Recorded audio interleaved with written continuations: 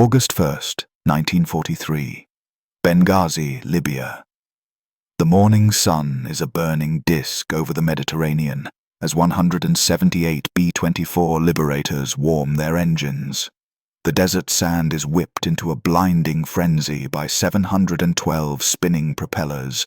This is the start of the longest and lowest bombing raid ever attempted. The air is heavy with the scent of aviation gasoline and the quiet desperation of 1,500 men. The mission is Operation Tidal Wave. The goal is the total annihilation of the Ploiești oil refineries in Romania. To reach the target, these strategic giants must fly 1,200 miles across enemy territory, masking their path beneath German radar. But the strategy isn't just about distance, it's about altitude. The B-24 was built to dominate the stratosphere, but today they are going to fly so low that their shadows are larger than the planes themselves. Imagine a 30-ton monster made of aluminum and steel, moving at over 200 miles per hour, just 50 feet above the ground. This is the chimney height paradox. At this altitude, the world becomes a lethal blur of jagged pines, high-tension power lines, and the terrified faces of civilians looking up from their windows. The propeller wash is so powerful, it tears clotheslines from fences and sends terrified flocks of sheep tumbling across the grass. In the lead ship, Hell's Wench, Lieutenant Colonel Addison Baker sits in the left seat. He is 36, a seasoned commander who knows that his presence in the lead is the only thing keeping the formation together. Beside him is Major John Gerstad. Gerstad is 25 years old, a man who has already stared death in the face and survived. He had finished his tour of duty 3 weeks ago. He had earned his seat on a transport ship back to the United States. He should have been in Oregon, far from the war's reach. Instead, he is here, volunteering to co-pilot the lead ship because Baker needed his experience. They are heading into the most heavily defended fortress in Europe. Intelligence has calculated the odds, and the numbers are chilling. 50% of these men will not return. Every second aircraft in this formation is already a ghost. The German defenders have spent years turning Ploiești into a forest of steel. Hundreds of barrage balloons float over the refineries, their heavy cables designed to catch a wing and snap it like a dry twig. High-altitude raids have failed, leaving the U.S. Army Air Force with one final desperate option: a low-level suicide run through a labyrinth of smokestacks and 88mm flak. The vibration of the 4 Pratt & Whitney engines rattles the very bones of the crew. This is a strategic hammer being used as a lethal scalpel. The choice between survival and the mission starts in the next 90 seconds. The sky is about to turn into a furnace right now. 3 hours into the mission, the sparkling blue expanse of the Mediterranean Sea becomes the first graveyard for Operation Tidal Wave. High above the waves, the lead navigator's B-24 Liberator, the single most important aircraft in the entire 178 ship formation, begins to trail a thin, ominous wisp of smoke from its number 4 engine. This is the mission's brain, the primary pathfinder, carrying the only man who has memorized every secret landmark and every subtle turn required to reach the target. Without warning, the bomber loses power and falls out of the tight, vibrating formation. The crew of Hell's Wench watches from the cockpit in stunned, helpless silence as the lead ship descends toward the Whitecaps. It is not a graceful landing. The heavy bomber strikes the water at 140 miles per hour and simply disintegrates into a violent spray of salt water and burning high-octane gasoline. 10 men and the mission's critical navigational intelligence are gone in a heartbeat. There is no backup pathfinder. The remaining fleet is now flying into the heart of occupied Europe, relying on secondary navigators who possess only fragments of the flight plan. As they cross the Greek coast and move over the rugged mountains of Yugoslavia, the formation drops. They leave the safety of 9,000 feet and dive into the shadows of the valleys, leveling off at a terrifying 50 feet above the ground. This is terrain masking.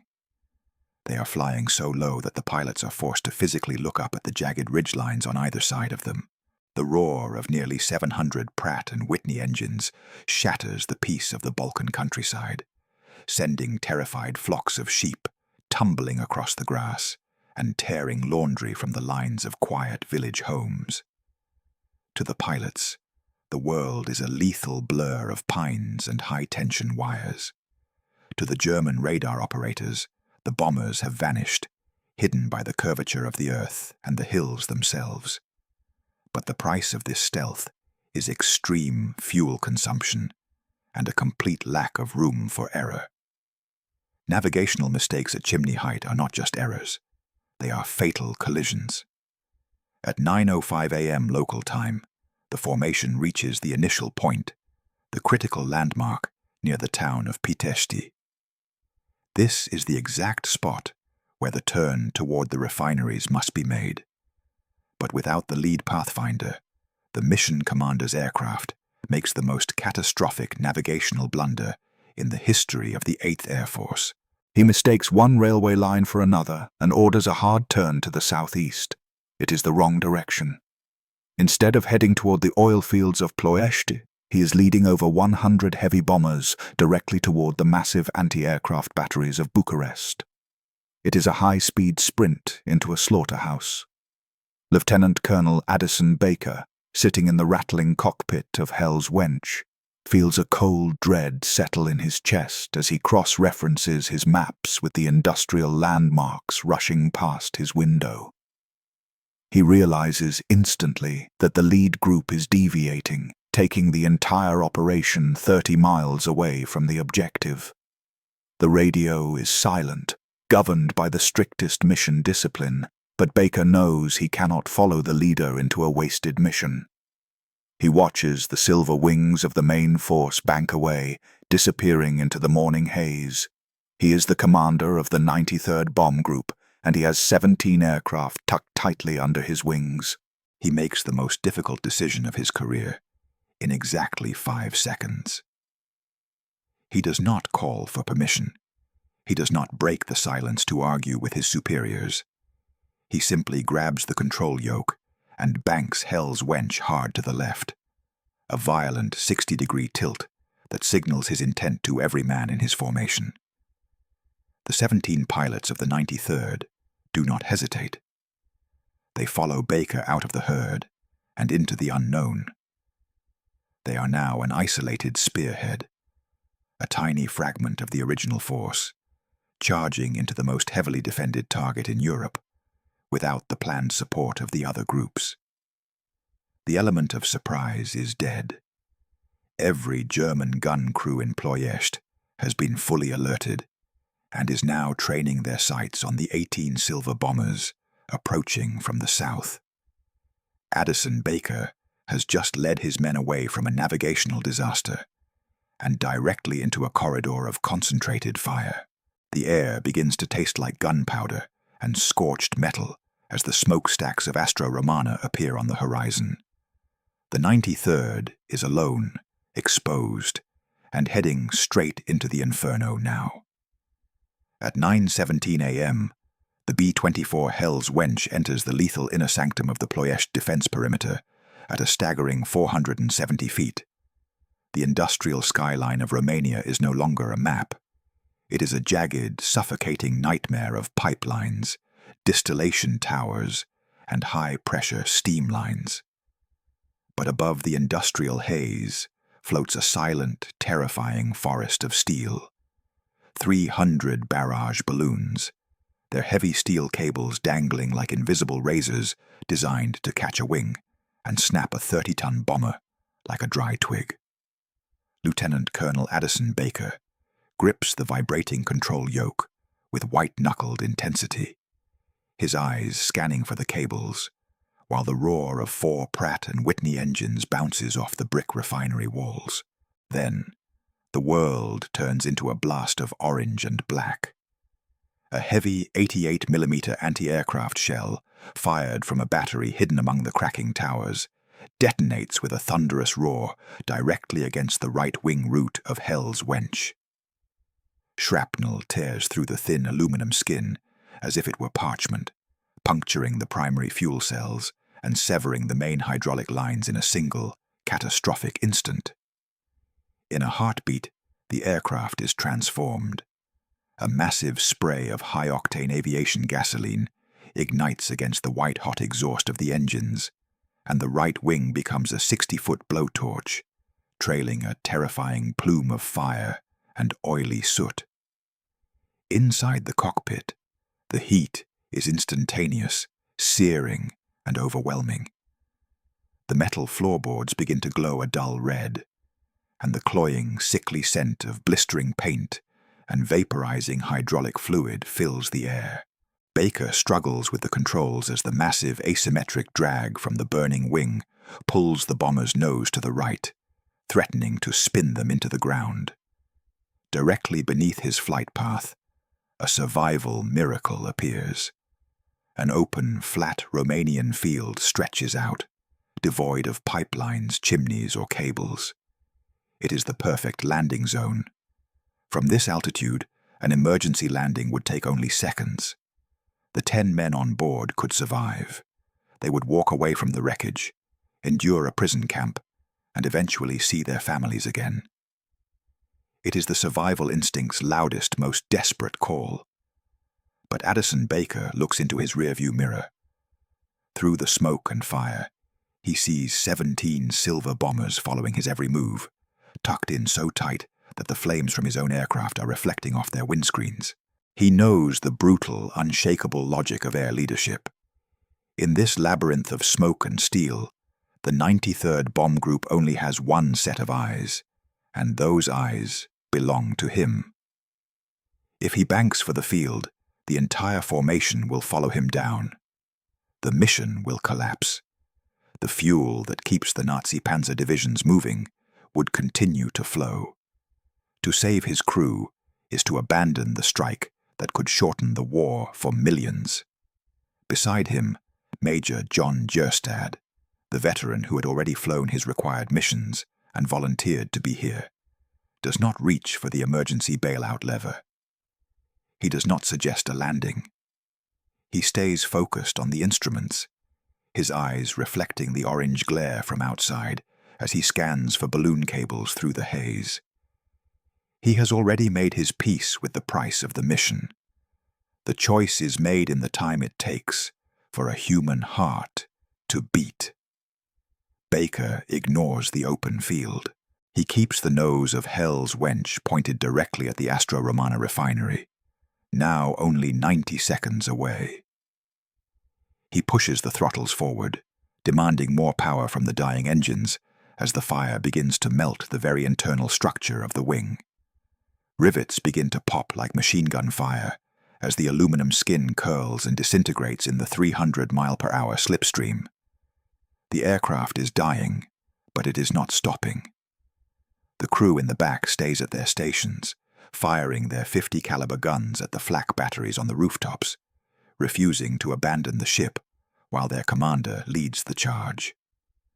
They are flying a furnace into the heart of the Third Reich's fuel supply. The countdown to the release point is a countdown to their own end, but they do not waver. The 93rd Group follows the trail of fire left by Baker, trusting in his inexorable sense of duty. Every second they stay in the air buys the 93rd Group a better chance to destroy the target. The fire has now reached the fuselage, lashing at the cockpit windows and blistering the glass. But Hell's Wench is still a weapon, still a guide, still the iron will of a commander who has placed the mission above his own pulse. The Astro Romana towers rise up like tombstones ahead of them, and the burning B-24 presses on, charging into the mouth of the beast for the final, fiery 90 seconds of its life. 9:18 a.m., The 93rd Bomb Group is no longer a military unit. It has become a singular, screaming spearhead of 18 aircraft, charging headlong into the most concentrated corridor of anti-aircraft fire on the European continent. The industrial skyline of Ploiești looms ahead, a jagged silhouette of brick chimneys, silver distillation towers, and tangled pipeline networks that stretch for miles. To the men in the following aircraft, the sun has been eclipsed by a wall of black, oily soot and the blinding staccato flashes of 230 heavy guns firing at point-blank range. At the center of this storm is Hell's Wench. Addison Baker's aircraft is now a flying furnace, a massive comet of orange flame and thick black smoke that should, by every law of physics and aviation, be falling from the sky. But the aircraft remains impossibly, hauntingly steady. The 17 pilots of the 93rd stare through their windscreens in a state of shock and reverence, watching the burning guide remain locked on its heading, refusing to bank, refusing to waver, and refusing to let the mission fail. They are flying through a forest of steel. 300 barrage balloons float in a dense grid above the refineries, their heavy cables invisible in the smoke until they are only feet away. The B-24s are weaving between these lines with desperate, violent movements, their 30-ton frames jolting as the propeller wash from the lead ships creates a chaotic, turbulent slipstream. Tracer fire, a neon web of red and green, stitches the sky in every direction, so thick that it feels like flying through a solid curtain of lead. The sound inside the fuselages is a deafening, rhythmic thunder, the roar of 72 Pratt & Whitney engines screaming at maximum combat power, the clatter of 500 caliber machine guns returning fire from every window, and the terrifying, metallic clang of shrapnel shredding aluminum skin. The 93rd has reached the Astro Romana refinery, the primary objective. The cracking towers rise 300 feet into the air, and the bombers are flying so low that they are forced to weave between the structures. Nose gunners are firing directly into the flak batteries mounted on the rooftops, while the bombardiers, lying prone in their transparent noses, struggle to stabilize the crosshairs of the Norden bomb sites. The target is a chaotic blur of pipelines and storage tanks. At 50 feet, there is no room for calculation. There is only instinct. Then the command is given. The bomb bay doors of 18 Liberators are open, and 72,000 pounds of high explosives are released in a single, coordinated wave. These are not standard bombs. They are fitted with 45-second delayed fuses, designed to penetrate deep into the reinforced concrete foundations and the high-pressure distillation units before detonating. The bombs tumble into the maze of steel, disappearing into the heart of the facility, while the bombers roar overhead, their propellers nearly clipping the tops of the storage tanks. As the 93rd peels away, the fuses expire. The earth beneath Astro Romana begins to heave. A series of massive, sequential explosions erupt with such violence that the shock waves are felt by the crews, even as they struggle to gain altitude. Fireballs of burning oil and vaporized gasoline rise 500 feet into the air, dismantling the refinery from the inside out. The beating heart of the German fuel supply is being torn apart.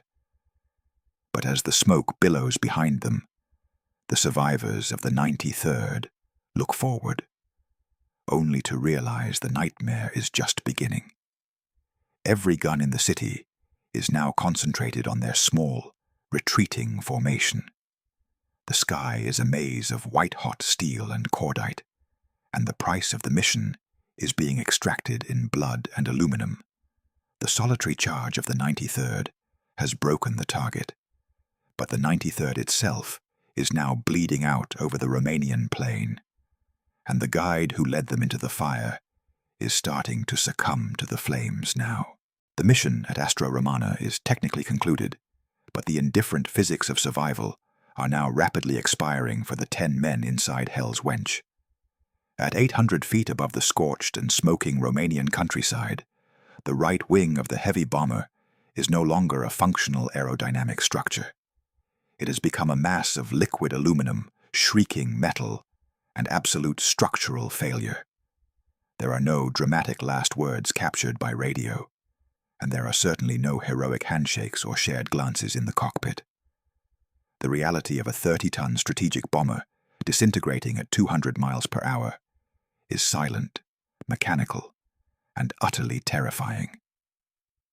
The intense heat from the fuel-fed inferno has finally compromised the main wing spars, the very iron bones of the aircraft.